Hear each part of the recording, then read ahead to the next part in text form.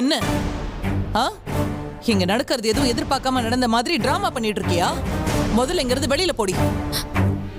அத்தை, என்ன சொல்றீங்கன்னு எனக்கு புரியல. நான் எதுக்கு வெளியில போகணும்? புரியாதுடி, உனக்குதான் ஒண்ணுமே புரியாதுல்ல. குடும்பமா சேர்ந்து என் பையனை காலி பண்ணணும்னு நினைச்சீங்கல்ல? இப்ப என்ன? பொழைச்சிட்டானா இல்லையான்னு பார்க்க வந்தியா?